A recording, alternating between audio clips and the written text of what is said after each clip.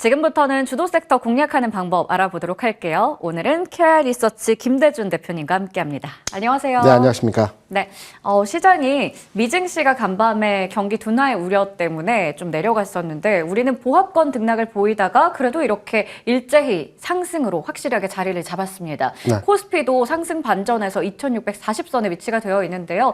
이제 남은 시간 동안 우리 어떻게 시장에 대한 대응을 해야 될까요? 수정 앵커가 모두 발언에서 버틴다라고 표현을 해주셨는데 네. 버티는 게 아니죠. 아, 그래요? 강한 시장이죠. 강한 시장이에요? 미국 증시가 3일 연속해서 큰 폭의 주가 하락이 나타나지 않았습니까? 근데 우리 시장은 계속해서 흐름에서 긍정적으로 진행이 되고 네. 있거든요. 이러한 분위기는 단순하게 어제 오늘 상황 그리고 단기적인 흐름에서의 모습이 아니고 앞으로의 계속 진행될 상황에서의 흐름이기 때문에 시장은 긍정적으로 대응하셔도 될 것으로 판단이 되고 있습니다. 그러면 왜 우리 시장이 이렇게 미증시 대비해서 강한지에 대해 설명을 드리고 그렇다면 우리는 어떠한 섹터에 대해서 관심을 가져야 되는지도 한번 설명을 드려볼게요. 네. 미국 시장 대비 국내 시장이 강한 현상에서의 모습을 보여준 것은 역시 환율 상황에서의 변화고요. 네. 환율 상황에서의 변화가 나타난 것은 역시 트럼프 관세 정책이 일부 후퇴하는 가능성이 있다라는 내용으로서의 시장의 이러한 분위기가 만들어지고 있습니다. 미국에서 지난주와 그 전주 소비와 관련된 지표들이 두 가지가 발표됐었죠. 소매 판매와 소비 심리가 발표됐었습니다. 그런데 미국에서 이 소비가 위축되고 있는 데이터들이 최근에 나오고 있거든요. 최근까지의 미국 시장은 생산이 아니고요. 소비에 의해서 경기 구조가 상승했던 지점에서의 내용이었습니다. 이러한 과정에 소비가 위축되다 보니까 환율 시장에서의 변화 흐름들이 나타났고요. 소비 시장이 위축되는 가운데서 트럼프 대통령의 기존의 강한 압박 정책의 관세를 부과하지 못할 것이라는 게 시장의 전반적인 주류 의견입니다. 그래서 국내 증시 상황 하에서도 이러한 내용들이 반영이 되면서 최근까지 해서 시장이 미증시 대비해서 강한 흐름에서의 모습을 보여주고 있고요.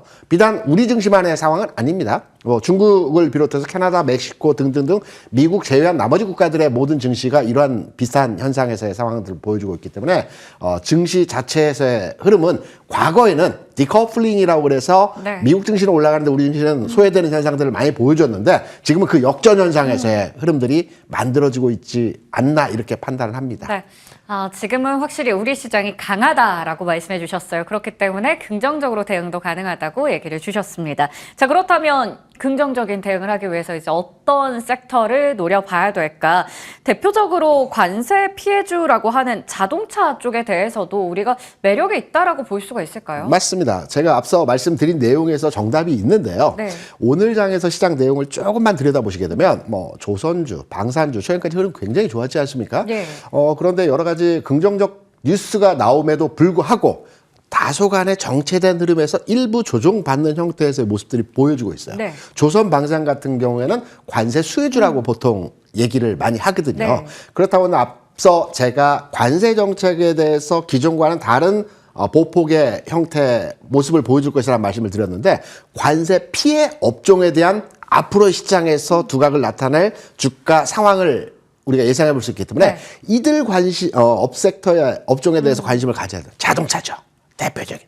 자동차 업종에 대한 대표적인 최근의 호재성 재료, 주가 움직일 만한 재료라고 한다면 GM과 현대차가 최근에 협업을 한다라는 내용이 있었죠. 네. 관세를 피하기 위한 구조적 방법으로 현대그룹에서는 GM의 미국 공장을 활용하고 네. GM에서는 인도 시장에 진출을 하지 못했기 때문에 현대의 인도 공장에 대한 라인을 또 이렇게 나눠서 쓰는 형태로 협업한다는 형태로 관세를 피해가는 형태로의 최근 협업이 진행되고 있습니다. 이러한 내용들의 그 뉴스도 있고요. 자동차 업종 같은 경우는 그 간의 관세에 대한 부분으로 인해서 주가 움직이지 못했어요. 그렇다고 한다면 주가의 흐름에 개선되는 상황에서의 모습들을 보여줄 수 있을 것이고요. 또 하나 중요한 것입니다. 미국 시장에서 최근에 움직이는 종목들의 상황을 보게 되면 M7이라고 하는 빅테크 종목들은 최근까지 해서 조정을 받고 있어요. 맞아요. 반면에 전통적 우량주라고 할 수 있는 애플을 비롯해서 그다음에 엑슨모빌이라든가 IBM이라든가 시스코 같은 종목들은 추세 흐름에서의 모습들을 그대로 살려주고 있는 상태에서의 주가 진행에서의 상승이 나타나고 있습니다. 그렇다면 이게 무슨 말이냐면 최근까지 한 2, 3년 내에서 빅테크 종목들이 시장을 지배하면서 굉장히 세게 올라오는 형태에서의 모습에서 네. 이제는 과거 전통적 우량주가 그 자리매김을 하는 형태로의 모습들이 진행이 되지 않겠느냐라는 측면으로서의 해석도 가능하기 때문에 국내 시장에서도 전통적 우량주라고 하는 종목들에 대해서 관심을 가져야 될 것 같고요. 자동차에 대해서 말씀을 드렸고 전통적 우량주라는 두 가지 힌트 사항을 말씀을 드렸다라고 한다면 대충 감이 오실까요? 네. 어떤 종목일지? 네. 어떤 종목일까요? 현대차 계열사 뭐 이런 쪽 아닐까요? 그렇죠. 우리가 네. 이제 자동차 업종하면 완성차는 너무 식상하잖아요. 네. 그리고 주가의 움직임도 아직은 더디어진 형태에서의 모습이고 이제 부품주로 넘어와서 네. 탄력적인 대응으로서 우리가 접근을 해봐야 되는데 부품주 내에서 전통적 우량주라고 하면 어떤 종목이 있을까요? 뭐 현대위아.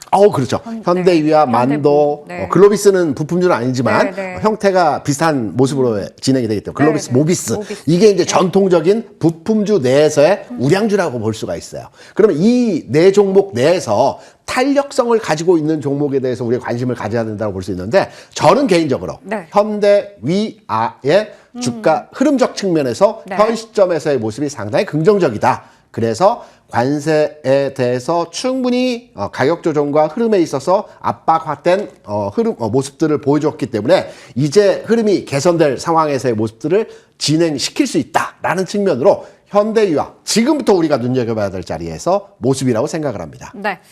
일단은 미국에서도 최근에 전통적인 우량주들이 좀 강한 모습을 보여주고 있고 또 현대차가 아무래도 미국의 관세에 있어서 돌파구로 좀 찾고 있는 게 GM과의 협력 이러한 그렇죠. 것들을 바탕으로 했을 때 우리가 대표주보다는 부품주 쪽인데 현대차 그룹주 안에서 딱 꼽아주셨어요. 현대위아요. 그러면 여기서 이제 어느 정도까지 목표 주가 바라보시는지 궁금하네요. 가격 전에 제가 네. 현대위아를 한 번 더 세일즈 하겠습니다. 예, 알겠습니다. 왜 우리가 네. 주식을 살 때 왜 사야 되는지를 알아야 하지 않습니까? 네. 왜 이 주가가 올라가는지 근본적 이유를 이해해야 되지 않겠습니까? 네. 현대위아 같은 경우는 여러 가지 재료들을 가지고 있어요. 그러니까 날란테가 굉장히 많다라고 볼 수가 있겠죠. 네. 방산의 재료도 있어요. 우리가 현대위아 같은 경우 엔진을 만드는 회사이죠. 우리가 이제 보통 방산 기업 내에서 그 군수용 차량 있지 않습니까? 네. 여기에 차량 엔진을 또 납품하기도 하고요.